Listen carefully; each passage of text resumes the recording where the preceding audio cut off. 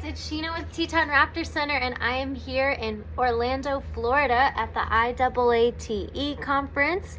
It stands for the International Association of Avian Trainers and Educators, but we're going to go ahead with our patient update from all the way in Florida. So let's go ahead and get started. First up this week is Bald Eagle 2-4 from Basin, Idaho, and we have some good news to report on this bird. She has actually moved off of needing supplemental oxygen, so that's a really big step for her. She is, however, still not self-feeding on her own, so that will be the next step in her journey, and then hopefully once she is eating on her own, she can move into the PCU. Next up, we've got Great Horned Owl 1-8 that comes from Rexburg, Idaho with a fractured coracoid.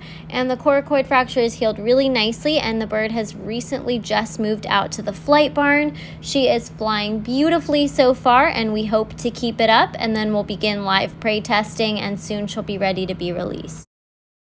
Next up is Great Horned Owl 1-6. This is the bird that initially came in with head and eye trauma. As you can see, the bird's right eye is still not back to normal, and we believe that it will actually never be back to normal. However, that will not necessarily be a limiting factor.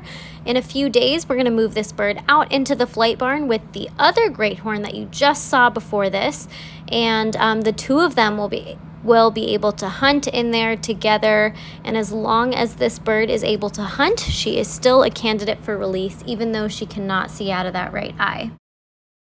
The last bird that we're covering in today's update is Bald Eagle 12-2. However, we still have the American Kestrel. We just don't have a change to really report with her. And Bald Eagle 12-2 over here is doing well. She's living out in the PCU in a really large enclosure. She still has a slight limp due to her acetabulum fracture, so we still have her on some anti-inflammatory medications to control any pain and swelling that might be going on with that limp.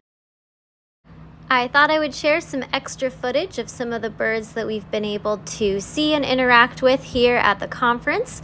This was our facility tour today of Natural Encounters, Inc., which is a Raptor Center and Education Center in Orlando. So here we are meeting some of the birds. We got opportunities to catch up with old coworkers as well as meet new people.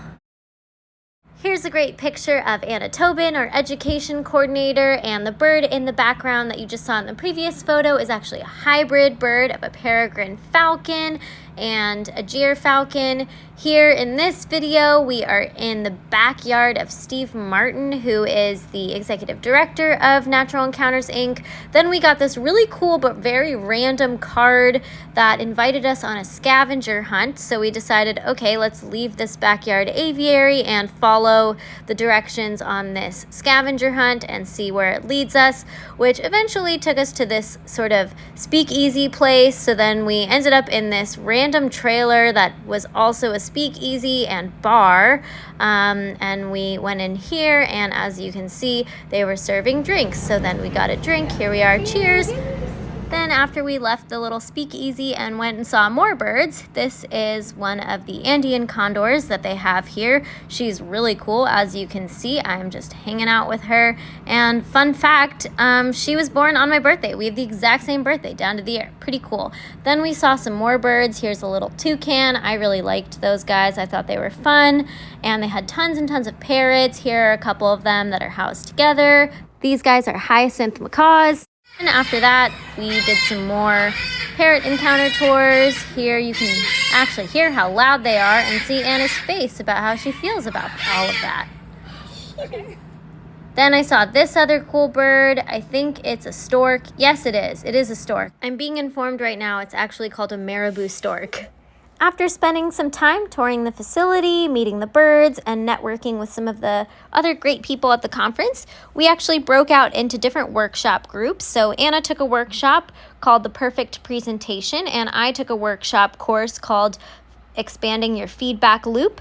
My workshop course really dove into the details of how to provide feedback, give feedback and do this all in a constructive manner. So that was really helpful to learn as a leader in this field, and I'm hoping to be able to put forth everything I've learned so far into practice when I get back to TRC, just like Anna.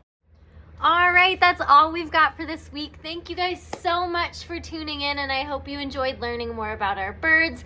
I look forward to talking with you all next week when I'm back in Wyoming, so I will see you then. Remember that if you want to do your part to help keep wild birds wild, you can check out our website at tetonraptorcenter.org and make a donation. Okay, bye!